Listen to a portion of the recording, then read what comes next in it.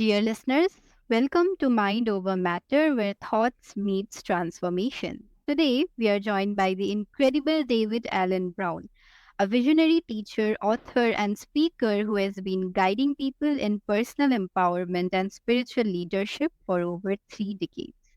His course, Convergence, helps people tune into their inner voices, align with purpose, and live each day intentionally. So, tonight we explore what it truly means to listen, integrate, and evolve from within. Hi, David. Great to have you. Thank you for having me. I'm so glad to be here with your listeners. Definitely. And today we are going to have a very interesting conversation. So, David, your work beautifully bridges spirituality and practical living. So, what first inspired your exploration into the inner voices that guide us? Well, the inner voices were something that I sort of realized I had for a long time. Even when I was young, just the ability to solve problems by sort of talking them out, but not necessarily with someone else, with myself. And as I grew older, I was interested in, how can there be more than one of me talking? What are these different sides of me that have different understandings or seem to come from different perspectives? And sometimes feeling very emotional and there's a voice that's soothing that or wanting to take action and wondering what to do and wanting to work those things out. And so I just sort of embraced that and recognized it and learned a little bit more about it in school, in psychology class or something like that. But then it wasn't until later when I realized that there was a voice that it didn't beat out anything else. In fact, what I found was that when it was added in, it made everything even more powerful. My actions have more meaning, my responses to things more clear, my quest for peace more reasonable, my emotions have a direction and a cause, as well as being able to be soothed. And that became the voice of something greater than myself, a higher power. And so I wanted to integrate that. I wanted it to be a part of all of the things that I did, not just something that seemed to be doing things to me. But I discovered it as an energy, a power that could be something that I could utilize, that it makes me better than I am without it. That's fascinating, David. So, was there ever a time when those voices felt more like conflict than clarity? Yes, of course. And even now, as I have a process for engaging them, there's still conflict between because we're human beings, because we have fears, because we wonder about what might be, because we have a human reaction to things that is emotional and strong. But I think more to the point of your question, there were certainly times in my life in which I wasn't trusting or honoring those voices as much. I wasn't paying attention to what I needed. I wasn't accepting the excuse me the power of emotion. I was really trying to avoid emotion. I was afraid of anger, or I didn't think that I deserved happiness. And so when the voices are set aside like that, denied, they go dormant, and sometimes re rediscovering them becomes quite conflicted. Then the inner self might be the one that's wounded. It might not be coming from outside of us. And then when you first say, "How do you feel?" there might be a lot of anger and resentment there that's coming from within, and that can be very scary. So yes, of course, there are times, both in very healthy times and in very difficult times, in which the voices um, are in conflict or in spicy, as we say here. Seeming and seeming to hurt. Definitely. So, that is so relatable how the inner dialogue that once confused us can, in fact, with awareness, become our compass. So, in your course, Convergence, you teach people to recognize and regulate their inner voices. How do you define those voices? Are they emotions, intuition, or aspects of the self? Uh, I define them as aspects of the human experience. And one of the things that I help people recognize is where might they be stuck. And we can be stuck in two ways. We can be stuck in where if you imagine the three voices as sort of a diagram, a Venn diagram that overlap, and we want them to be very equal as often as they can. So sometimes one can just be dominating, and it can be very big, and it can be the voice that's working. We're very busy in our lives. Sometimes all we're doing is we're just trying our best to get through the day. We're just active. What's on my list? What am I supposed to do? Who am I supposed to impress? How much money am I going to make? Who am I taking care of? Just a long list of things to do. And so sometimes I find that people are stuck there because they need inspiration. They're looking for meaning. They're looking for a higher call, and or they've neglected any sort of emotional input or putting depth to their human experience. Sometimes we're stuck in those emotions. Sometimes very naturally, grief is a good example of a time when our bodies and our emotions can take over, and that circle can become very, very large. And that's there's no fault in that. We don't judge that. It's just something that happens. And we also know that if we were to get truly stuck in that place, truly stuck in anger, truly stuck in even in joy and happiness, a blissful unawareness, what we call toxic positivity, that can be stuck too if we're not taking action. And I found too that I was stuck sometimes even in the higher power voice, believing in a piousness that everything is just okay. I don't need to take any action. The greater source will take care of that, which is complete lack of. It's an abdication of my responsibility as a human being. It's to just turn it over to a higher power. Or I could get, and I guess, so those are examples of when those circles could get really big. And then there's the other way of is when they're really tiny. So completely ignoring emotion, it being squeezed out by the other two, or completely ignoring a higher power, not integrating that in, or becoming rote in our actions and not putting meaning or interpretation into the things that we're doing. So that's kind of, when I thought about other types of the aspect of human, it really just came down to like those were the three components. No one of those could survive without another. And so it's the emotion, the action, the activity, and then the inspiration, the higher power.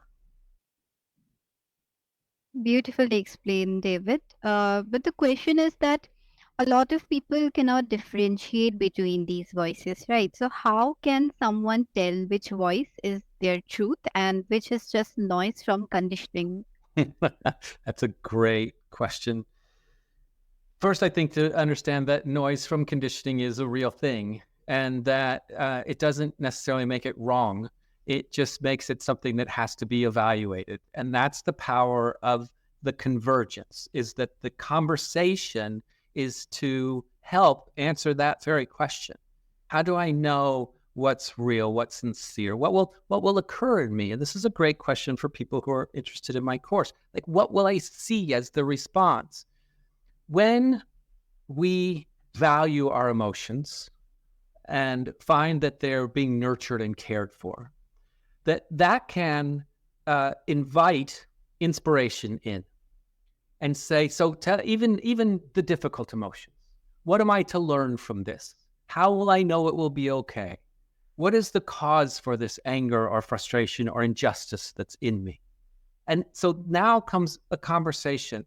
And then, because we know from both a psychological standpoint and just a spiritual standpoint, and so what should I do about this? What is the action that I should take? And so then some ideas will start to come, and it will be integrated into those conversations. The one that is noise is when something pops in and all of a sudden it's absurd, or it just doesn't make any sense, or it's only riled in one thing. Like if we're angry and we have an immediate response to lash out or to perpetuate the anger or to do some damage, then that's an action voice. But inspiration will immediately come in with the loving tone of, is that what you really want? Is that what you're really seeking in in your completion as a person, as a spiritual being, as a fully integrated. And so, though the emotion and the inspiration will say, that voice, that action, that wanting to be, vindictive, is that really it? And so, it's not that the thought is wrong. It's not that the conditioning is wrong. It's that when it is integrated, does it make sense? And not just make sense, but literally feel good. Does it empower you? When the right action comes forth in response to this injustice, I should do this. And there's an enthusiasm, there's an uplift, a literal response in our both physical beings and our spiritual beings and our emotional beings. Then that's what convergence is. And now the energy that's propelling us forward is to do good for ourselves and for others, to seek justice in a way that makes a difference, to take an action that is actually sustainable and builds for ourselves, and then eventually, when we get there, for the community around us. And so it's not that anything has to be eliminated. It's that in convergence, it can all be evaluated. And that's what we're seeking to do, to put intention into our lives using the highest possible power, which is that of higher power, of spirit, of God, of faith, of however the listener wants to define it. Definitely, David, that was some amazing advice, and I'm sure that the listeners will find it very helpful now. That distinction is profound. Learning to discern guidance from distraction is where real mastery begins. So, Absolutely. David, you have worked in both spiritual and corporate spaces. So, how do you translate concepts like authenticity and intention into organizational cultures? Yeah, it's a great question because it is something I do, and I love to do, and do culture consulting for organizations. And I think that one of the things that I find that's most inspiring, even to me, whatever the organization I go into, is when we can have a discussion and I can facilitate a safe space that allows for a candid discovery of what are the true values and purpose of this organization. And the remarkable thing is that we can always turn to recognizing that those values are within the people who are in leadership, or in anywhere in the company. And so often we find that the commonality, the desire for prosperity, which sometimes we call profit or money, but really we're just talking about enough for all. The desire to be around people who we feel are caring and supportive of us. The very innate human desire to make a difference somehow in the world and for other people. To know that our lives have value and that our workplace, so much of our lives, therefore needs to also show and express and be a part of that. When these and other core values are brought to the surface in a safe environment, even in a corporation, even in a business setting, then people, again, through a few more steps, tend to understand that that's where they want to begin. And then when they go to make business practices, then when there's a decision about an HR issue, then when there's a goal for production, then when there's a chance to innovate, then the thought process will be based on these very core shared human values. Now, you and I know that there's a variation of this in the world, and there are people who have different experiences, or maybe forgot to even nurture that side of themselves. And if those folks aren't available to this, then they wouldn't have called me in the first place. And what I find is that the people who want to pursue this way of thinking are those who are wondering, where is the greater good? What is the value? How will my life be here? And we inevitably find it by going to the shared values of all human beings: peace, love, prosperity, and joy. And when we start to draw those out and allow them to be said out loud in any environment, including a corporate one, then we energize the real power of how to create a business that makes people happy. Great answer. Amazing. So, David, moving forward, you have written about answering the call. So, how can someone recognize when a spirit is trying to transform their life, especially when it arrives through chaos or loss? Sure. Yeah.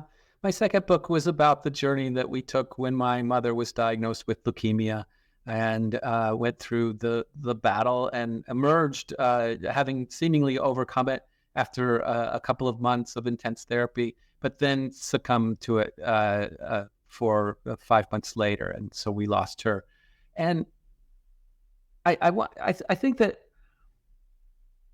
as precise as that situation was, and made and allowed for great growth for me, and then the opportunity to tell the story, I think the true answer to your question is how do we know when spirit is calling to us or trying to make a difference?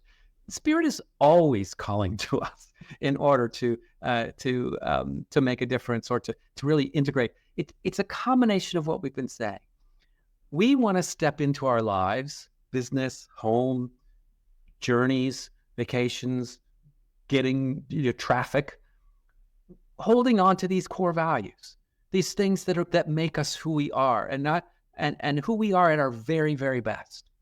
So the goal of integration, of convergence, of bringing this voice in, is because we recognize that we're always being called to be the most divine we can be.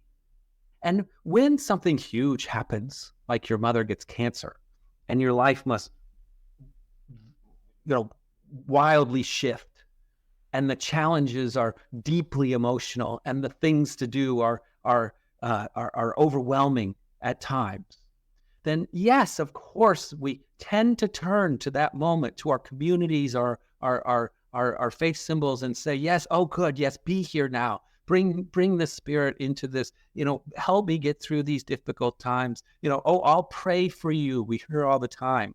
And how remarkable can our lives be if, rather than just fixing something that we perceive has gone wrong and bringing spirit there, if spirit is so powerful that it can transform the toughest things in our lives, then how remarkable would it be to take that same energy and place it upon the solid and healthy times in our lives? If it can move us from darkness into light, then think about what it can move us from light into glory. And spirit is always willing to do this. It's not standing by for the difficult times. It's there in each moment to make the most mundane and also the most delightful opportunities even more beautiful, even more integrated, even more powerful. And so the answer to your question is always, always spirit is there. And it's one of my mantras as I go through difficult and so invite me in, invite me in. And the me here is the higher power, is the voice, is the inspiration. Invite me in. It's always knocking at the door, and it's saying to me, David, invite me in. And I forget. That's why I took a course. That's why I wrote a course. That's why I offer a course on helping people bring that as often as they possibly can. That's beautifully said. Sometimes spirit whispers, sometimes it shakes the ground until we finally listen. That's right. So yeah, yeah. So David, your teaching blends intellect, emotion, and soul. How do you personally maintain that harmony in your own daily life? Oh, wow. One of the things that I like about this practice is that it's responsive. And so while there's meditation in the morning, while there's an intention setting at the beginning and or end of the day, what I know is that I have the tools to respond to whatever has come and whatever may be. Sometimes I don't. Sometimes I'm surprised by my feelings. Uh, just yesterday, as a matter of fact, it was a Sunday, peaceful day, not a lot planned, something later in the afternoon. And I found myself just relaxing in the morning and on social media. And I'm pleased to say my social media sends me very positive things. I've trained it, as you can. So I'm seeing a lot of beautiful things and dogs and, and uh, recognizing that I was very emotional yesterday, just in the morning. It wasn't a sadness. I just had a very deep welling of. I mean, I did get sort. I felt myself tearing a little and crying, and I was surprised that nothing had happened. There was no event, and yet I took a moment to first of all be grateful for feelings because that's a huge step. I mean, one of the simple answers to your question is I put judgment aside and I face what is and I'm grateful for what I am. That's a very powerful, straightforward response to what I do each day. And in that moment, grateful for the feelings. Wow, this really feels kind of amazing to be experiencing this. To what am I responding? Thank you. Invite me in. So, okay, so help me understand what in the universe, what energy, what's around me that's making me feel this way. What do I need to integrate? And then, okay, so, and what is that inspiring me to do? For me, actually, in that moment, it came down almost immediately. Oh, there's 3 people that I've been meaning to reach out to that I haven't lately. And so I think I'm feeling a little disconnection. I think I'm feeling a little loneliness. And maybe we should try reaching out. And so I picked up the phone. I took an action. See, I integrated. And that's what I find is really happen. It's a heightened awareness so that I could invite the questions and then do what the next thing is to do. So all of that happens in this wonderful shell of gratitude, but it happens in a place of awareness. And yesterday happened to be something emotional that set me there. Some days it's an action, other days it's a prayer or it's a moment in meditation. But I want to cultivate those things, not ignore them. That's such a grounded wisdom, showing that even spiritual teachers are students of their own alignment. So, thank you so much for sharing that, David. Thanks a lot.